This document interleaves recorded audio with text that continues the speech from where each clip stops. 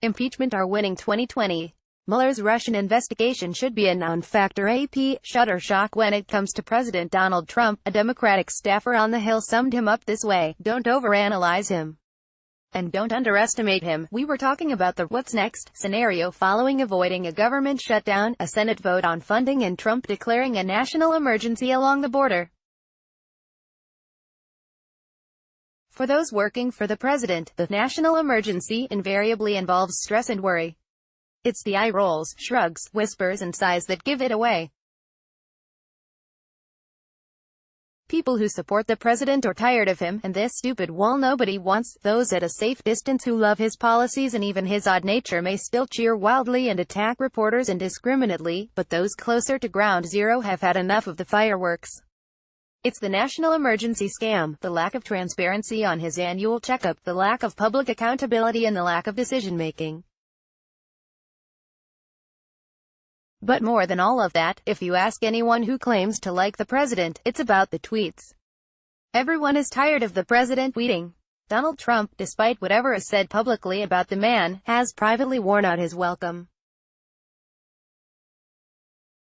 He doesn't like dogs and dogs don't like him, one White House aide joked. Ask anyone in Congress and there aren't many privately who defend him, even if they do so publicly. Trump campaigned on the backs of the common man while preaching his love for their causes. It handed him a victory in 2016 that he hopes to duplicate next year. But a lot of water has traveled under this bridge, and some say the foundation of that bridge is starting to erode. The question remains: will the GOP continue to hold its nose and support him? Moreover, will the Democrats continue to eat their own? The Democrats will now soon have to decide whether to proceed by spending their energy on an impeachment campaign or on winning an election.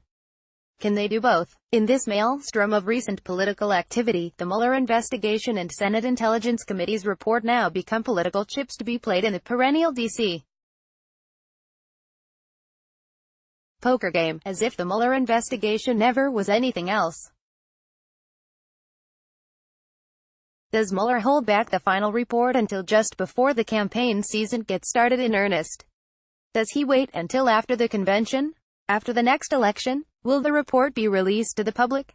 Will there be hearings? Timing of its release and everything about it, whether he considers it political or not, will be just another chip in the game. Mueller isn't a man who strikes me as unaware of this reality. Any repercussions for skullduggery on the part of the president and his administration may well wait until after the campaign season to see if an election does, in a quicker fashion, what some think the Mueller report may ultimately do: lead to the removal of the president.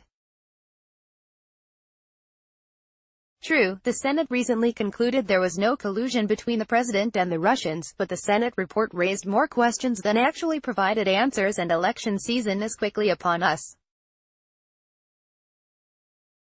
How has the president's promise to unite held up 1 week later? The president's visit to the Texas-Mexico border has done little to advance resolve on the political coincidence of Mueller's indictment and Trump giving in with no State of the Union. Demeanors are changing within the White House, reports Brian Karem. Why Nancy Pelosi and Chuck Schumer can't claim a win here. Brian Karem reports that the first White House press briefing of 2019 was surprisingly helpful. The irony is the Mueller investigation may ultimately have little national political consequence. If we vote Trump out in 2020, as even some of the GOP stalwarts privately speculate, then he'll be gone. The Mueller investigation may pay other dividends and still contain personal consequences for Trump, but the left and the right are quickly reaching the same conclusion: the 2020 elections will probably come before any consequences from the Mueller probe. The Democrats will now soon have to decide whether to proceed by spending their energy on an impeachment campaign or on winning an election.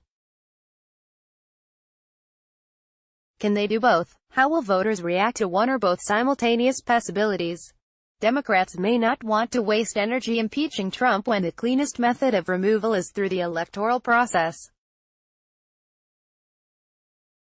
That decision will have to be made soon, and the Democrats may decide Trump's vulnerability due to stumbling badly on the government shutdown is the golden ticket to recapturing the White House. But they also admit they cannot shortchange a man who has the survival instincts of a rabid sewer rat. It's disturbing because we are just at the beginning of the president's re-election bid. He will continue to appeal to his base. After all, Trump has rebounded before, and that may frighten the Democrats into proceeding with impeachment so they can have two chances of getting rid of him by next year. He is like the rubber punch clown you had when you were a kid, a vinyl plastic frame surrounding nothing but someone's fetid breath and a base filled with sand. Every time you punched it, the aggravating piece of plastic hit the ground but sprang back. After some time you get bored and let all the air seep out before throwing the flattened husk in a shed to be forever forgotten. What we have to look forward to between now and November 2020 will be vintage Trump before we file away his political husk or re-inflate the punching bag. The Trump rally is a hell of a preview of what is to come, Maggie Haberman of the New York Times tweeted after this week's Trump rally in El Paso. John Roberts from Fox News tweeted, "So, it finally happened. A journalist was attacked at a real Donald Trump rally. An amped-up supporter apparently attacked a BBC cameraman Monday, and Trump made some mention of the dust-up before moving on with other more important Trump issues than the latest round of WWF SmackDown. Some speculated Trump probably enjoyed the drama. Trump may have, but others didn't." The White House, through Sarah Huckabee Sanders, issued a statement from the president denouncing the violence against reporters, after both the White House Correspondents Association and the Maryland, Delaware District of Columbia Press Association called on the White House to do so. President Trump condemns all acts of violence against any individual or group of people, including members of the press. "We ask that anyone attending an event do so in a peaceful and respectful manner." For questions around security at Trump campaign events, please contact the campaign directly, Sanders said. Those who wish to be angry with the staff or doubt the sincerity of the statement from Sanders are misplacing their anger unless it is directed at the president. "I believe many of the people who work for Trump would not advocate violence against reporters. But they work for a man who does, and while they may have a hard time rationalizing that fact, nonetheless, it is a fact. It's disturbing because we are just at the beginning of the president's re-election bid. He will continue to appeal to his base. He will continue to strike the same notes he did in his first campaign. Fake media, and crooked Hillary, as well as far left-wing nuts, and only I can fix this problem, and the ever-faithful I'm the best will be sprinkled liberally throughout any public statement Trump makes between now and Election Day. Do not risk over-analyzing him. The Democrats have yet to prove they can beat Trump. But also, as warned, do not underestimate Trump's ability to survive. The Democrats have yet to prove they can beat Trump. Their process by which they choose an opponent to counter the president is just beginning.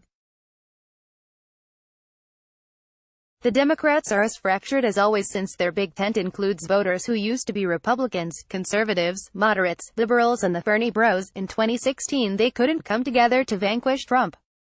As the critic said, they ate their own while the GOP held their nose and elected Trump. This has led to what many now believe is an international disaster, but don't fool yourself. Even if members of the GOP loathe Trump, the number of conservative judges, the tax breaks to the rich, the lessening of environmental standards, and the military buildup have all been cheered by the GOP. Beating up reporters, screwing the poor, dumping transgender soldiers, a new nuclear arms race with Russia, annoying our allies, weakening NATO, denying climate change, a skyrocketing national debt or deficit, destroying any chance of universal health care. Many just don't care. But what they do care about is Trump is starting to look more and more like the neighbor who came over for the barbecue and won't go home. Not only has he overstayed his welcome, but he's starting to get on the nerves of those who were amused by him for a while. As we head into 2020, politicians on both sides of the aisle are looking at the Trump fatigue factor, while trying not to overanalyze or underestimate Donald Trump. "I know many who are just tired of dealing with him on a daily basis," a White House staffer confided. "But there is no alternative." Jeff Flake, Paul Ryan, Ted Cruz. "Seriously? Trump has proven one thing: he can win. That's all we care about. That's a reality that no one should overanalyze or underestimate. Getting the win. Winning, we've seen that tweet too. We deserve a president who can take a joke.